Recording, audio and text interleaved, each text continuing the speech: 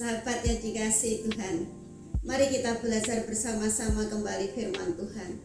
Kita ngerti kisah penciptaan manusia. Adam dan Hawa tinggal di Taman Eden, mempunyai hubungan yang karib dengan Tuhan. Ada hubungan langsung, bisa bicara langsung, bisa komunikasi langsung dengan Allahnya, dengan penciptanya. Tetapi dengan kejatuhan Adam dan Hawa di dalam dosa, mereka jatuh dalam dosa, sehingga tidak ada komunikasi yang langsung lagi. Lewat perantara, di dalam perjanjian lama lewat perantara para imam, ada jembatan yang sangat jauh, ada pembatasan yang sangat jauh antara manusia dengan Allah. Dosa yang menyebabkan kita, yang menyebabkan Adam dan Hawa jauh dari Allahnya, jauh dari penciptanya.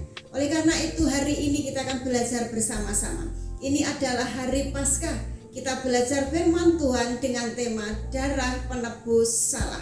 Kita belajar pada masa perjanjian lama, setiap orang yang berjatuh di dalam dosa, setiap orang yang jatuh dan berbuat salah harus mempersembahkan darah, yaitu darah domba atau darah anak domba. Dalam Keluaran 12 darah domba atau kambing, dan darah itu yang dipercikkan kepada mezbah pendamaian. Tetapi hari ini kita belajar bersama-sama, Yesus mengorbankan dirinya. Allah memberikan Yesus mengorbankan dirinya.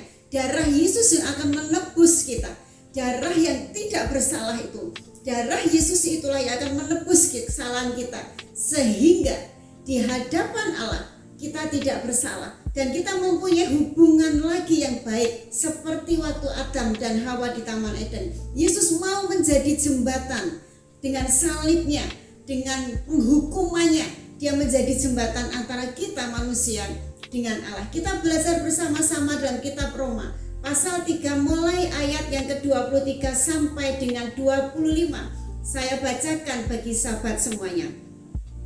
Ayat 23 dikatakan, karena semua orang telah berbuat dosa dan kehilangan kemuliaan Allah. Allah mengerti, Tuhan tahu semua manusia tanpa kecuali telah jatuh di dalam dosa. Kalau dihitung dosanya, dunia tidak bisa memuat dosa kita. Dunia tidak bisa mencatat dosa kita, setebal dan sebesar apa dosa kita. Oleh karena itulah Tuhan perlu menyelamatkannya. Dengan darah anak domba, dengan darah kambing sudah tidak bisa lagi. Butuh ada yang mengorbankan dirinya, mengganti hukuman dosa itu untuk kita. Lihat ayat yang ke-23 tadi dikatakan, semua orang telah berbuat dosa dan telah kehilangan kasih Allah, telah kehilangan kemuliaan Allah, telah kehilangan berkat Allah, telah kehilangan kehidupan Allah. Tapi ada kabar gembira sahabat, di ayat 24 dikatakan demikian, dan oleh kasih karunia telah dibenarkan dengan cuma-cuma karena penebusan dalam Kristus Yesus. Tuhan mengerti bahwa kita tidak akan bisa kembali kepada Tuhan.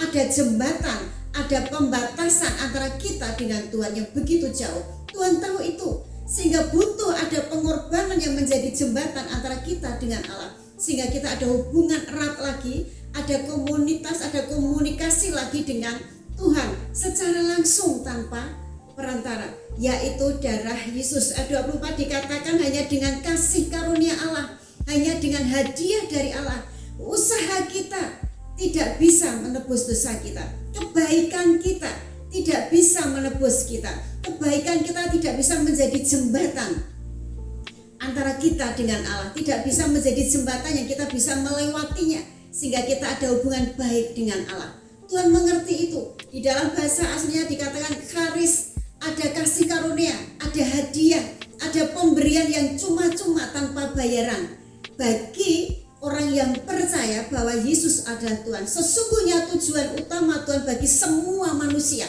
disediakan darah Yesus, disediakan Yesus di kayu salib. Hari inilah Yesus menyediakan darah bagi Anda supaya Anda bisa kembali kepada Tuhan, dan Tuhan berkata dengan cuma-cuma. Lalu ayat 25 dikatakan, Kristus Yesus telah ditentukan Allah menjadi jalan, menjadi jembatan karena iman bagi orang yang percaya. Kalau Anda percaya bahwa Yesus adalah Tuhan, kalau Anda percaya bahwa Yesuslah yang menyelamatkan, darah Yesuslah yang bisa membawa Anda kembali kepada Allah. Kemudian dikatakan di sini dalam darahnya. Hal ini dibuatnya untuk menunjukkan keadilan, karena ia telah membiarkan dosa-dosa yang telah terjadi dahulu pada masa kesabarannya.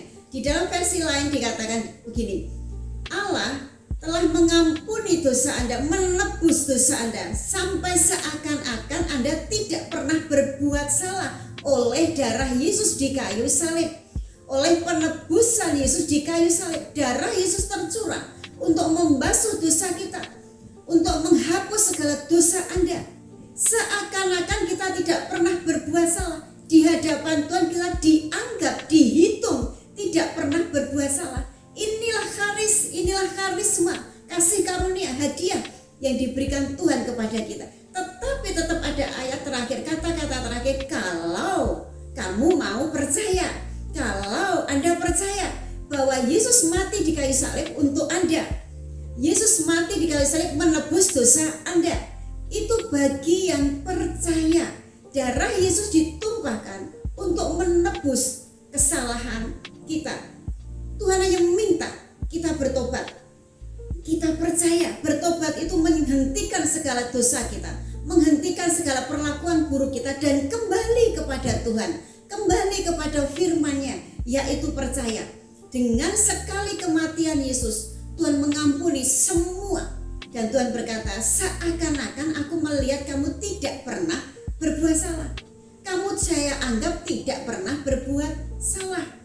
Ayat 25 cukup jelas dikatakan, dengan darahnya dibuatnya, dilihatnya bahwa Anda tidak pernah berbuat salah. Ayat 26, maksudnya ialah untuk menunjukkan keadilannya pada masa ini, supaya nyata bahwa ia benar dan juga membenarkan orang yang percaya.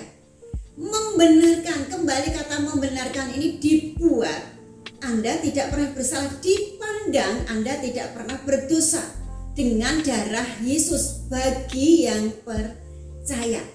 Kuncinya hanya satu, sahabat, percaya bahwa Yesus mati di kayu salib untuk menebus dosa Anda, untuk membasuh segala dosa Anda. Semuanya dihapus, semuanya diselesaikan.